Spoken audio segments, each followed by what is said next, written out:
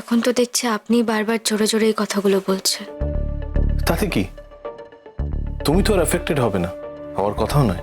না, আপনি একটু আগেই বলছিলেন আমি কেন এই কথাগুলো বলছি। এখন তো আপনি এই কথাগুলো বারবার করে বলছেন। কি করবো বলো, এটাই তো আমার জীবনের সব থেকে বড় সত্যি। এর চেয়ে বড় সত্যি আমার জীবনে আর কিছু নেই। আর অ্যাট দ্য সেম টাইম আমার এটাও মনে হচ্ছে যে এই বিয়েটাকে ঘিরে আমার যে অনুভূতি সেটাও তোমার জানা উচিত। আমরা তো কেউ কারো কাছ থেকে কিছু গোপন করবো না কুট্টি। ঠিক। তাহলে আমাদের বিয়েটা হচ্ছে? এখনো পর্যন্ত বিয়ে অর্ধেক তো হয়ে গেছে। না না, বিয়েটা কিছুই হয়নি, শুধু রিচুয়ালস হয়েছে। একটু পরে সন্ধ্যের লগ্নে তোমার আর আমার বিয়ে, তাই আমার মনে হলো যে একবার ঘুরে যাই, তোমার সঙ্গে একটু কথা বলে যাই। আর কিছু চাই না কুট্টি, শুধু এইটুকুই আমার পাওনা ছিল, এইটুকুই আমার জানার দরকার ছিল, বাস। থ্যাঙ্কস।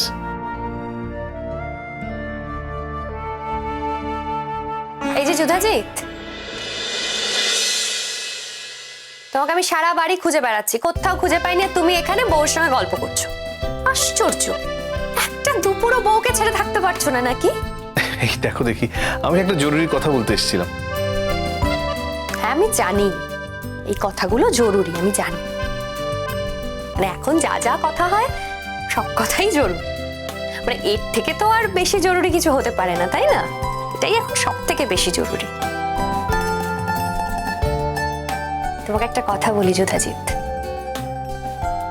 এই বাড়িতে এখন অনেক ঘটনাই ঘটছে, মানে ভাইয়া ঘটাচ্ছে। দেখো, ও একটা ট্রমায় আছে, মানে ওর মেন্টাল স্টেট যেরকম ও সেই অনুযায়ী কাজ করছে। তবে ওর এই মেন্টাল স্টেটটা থাকবে না, তুমি দেখো, ও ঠিক নিজেকে বদলে ফেলবে। আমি তোকে বহুদিন ধরে দেখছি, যে কোনো পরিস্থিতিতে ও কিন্তু নিজেকে খুব ভালো অ্যাডাপ্ট করতে পারে। ও ঠিক নিজেকে বদলে ফেলবে, তুমি কোনো টেনশন করো না। দেখো, গুড্ডির বিয়েতে আর নতুন করে কোনো টেনশন ক্রিয়েট হোক, এটা আমিও চাই না। আমি জানি যে ঘটনাগুলো ঘটছে গুড্ডিও দেখছে, বারবার দেখেছে, এর আগে নানাভাবে দেখেছে, কিন্তু আমি জানি যে মেন্টালি খুব ডিস্টার্বড হয়ে যাচ্ছে ও, আমি জানি, কিন্তু সব ঠিক হয়ে যাবে, দেখো।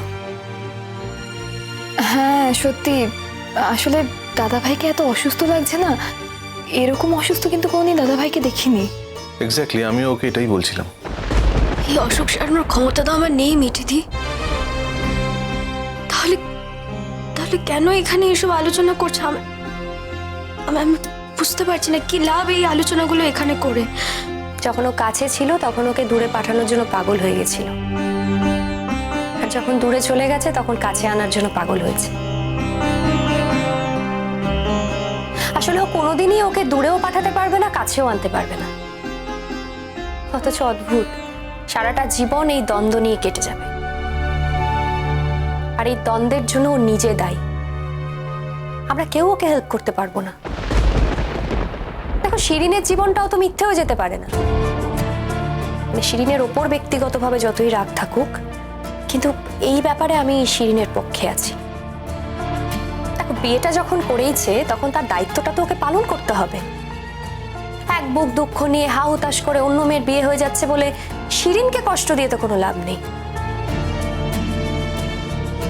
দেখো, আমি এই কথাগুলো বলার মতো অবস্থায় এখন নেই, কিন্তু যদি সুযোগ পেতাম আমি এই কথাগুলো ওকে বলতাম।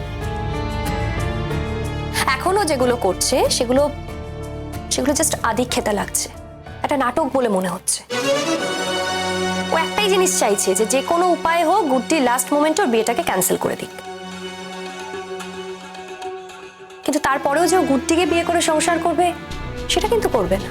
ও যেরকম শিরিনের সঙ্গে আছে সেরকমই থাকবে, আর গুড্ডিও যে অবস্থায় আছে সে অবস্থাতেই থাকবে, কিন্তু কোনোভাবেই ও গুড্ডিকে অন্য কোথাও যেতে দেবে না। অদ্ভুত, নিজের দরকার মতো গুড্ডিকে অপমানও করবে। বিয়েটা তো হচ্ছে মিঠিদি, আমি তো বিয়েটা করছি। এটা যখন হচ্ছে তারপরেও এখানে দাঁড়িয়ে এতগুলো কথা কেন বলছো আমি বুঝতে পারছি না। কি লাভ হচ্ছে এই কথাগুলো বলে? ঠিকই তো, আমিও তোকে ঠিক এই কথাটাই বলতে এসেছি গুড্ডি। বিভ্রান্ত হোস না, আর ভাইয়ার কোনো রকম আচরণেও নিজের সিদ্ধান্তটা বদল করিস না। যুধাজিতের মতো ছেলে কিন্তু কোটিতে মেলে। কি যে বলেন! যা বলছি ঠিক বলছি। গুড্ডির মতো একটা মেয়ের জন্য না ঠিক তোমার মতো একটা ছেলের দরকার ছিল, যে ওকে ভালোবাসার সঙ্গে সঙ্গে ওর যত্ন নেবে।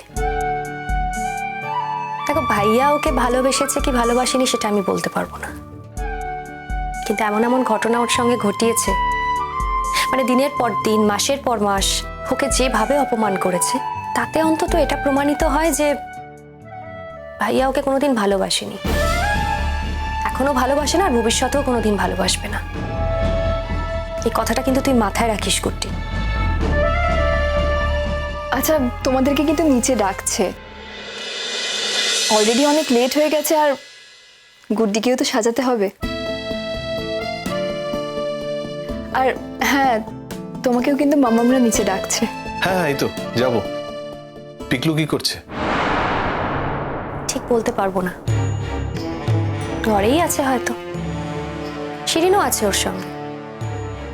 তবে তুমি এসব নিয়ে ভেবো না, নিজেকে স্টেডি রাখো।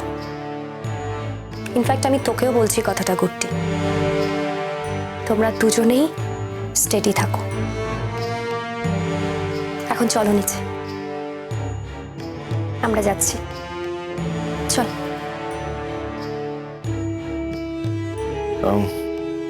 আসছি।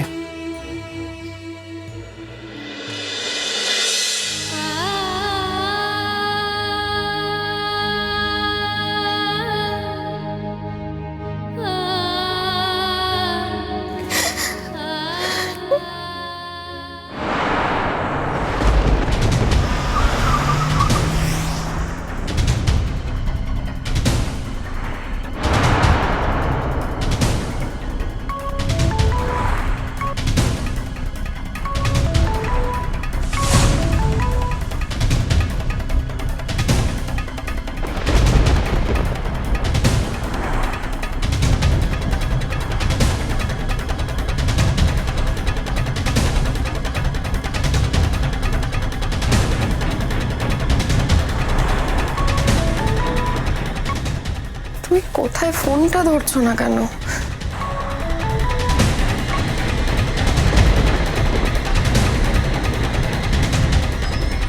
কোথায় আছো তুমি? কেন, কি হয়েছে? না না, তুমি কোথায়? কেন বলবো আমি? মানে আমার কি একা চলার কোনো স্বাধীনতা নেই? কেন বলতে হবে আমাকে? কেন এত প্রশ্ন করছো? তুমি কি সেটা বলেছি অনুজ? আমি জিজ্ঞেস করছি যে তুমি কোথায়? তোমার এরকম শরীর খারাপ, তার মধ্যে তুমি বাড়ি থেকে বেরিয়ে কোথায় গেছো অনুজ?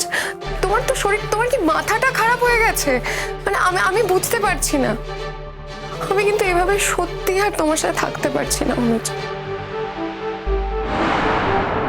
আমাকে প্লিজ একটু বেঁচে থাকার মতো শক্তি দাও আমাকে। কোথায় গেছো তুমি? কোথায় আছো বলো আমাকে। বেঁচে থাকার শক্তি তুমি পাবে সেদিন। আমি তোমায় বলছি, তুমি দেখে নিও, তুমি খুব সুন্দর একটা জীবন কাটাবে, দেখে নিও। তুমি কি হাত গুনতে শিখে গেছো? তুমি এই কথাগুলো বলছো? তুমি কি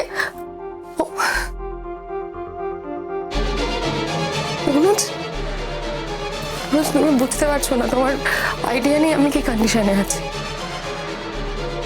তুমি শুধু আমাকে একবার বলো, তুমি এই মুহূর্তে এখন কোথায় আছো? তুমি চিন্তা করো না, আমি রাস্তায় আছি। কেন তুমি এখন রাস্তায় গেছো কেন? কেন, আমি কি বন্দি নাকি? বেশ, একদিক থেকে ভালোই হয়েছে, তোমাকে ওই মেয়েটার বিয়ে নিজের চোখে দেখতে হবে না। এত কষ্ট পাচ্ছ অনুজ তুমি? যে মেয়েটা তোমাকে এত আঘাত দিচ্ছে, সেই মেয়েটার জন্য তুমি এত কষ্ট পাচ্ছ? তুমি কেন এত কষ্ট পাচ্ছ অনুজ? গুড্ডি গুড্ডি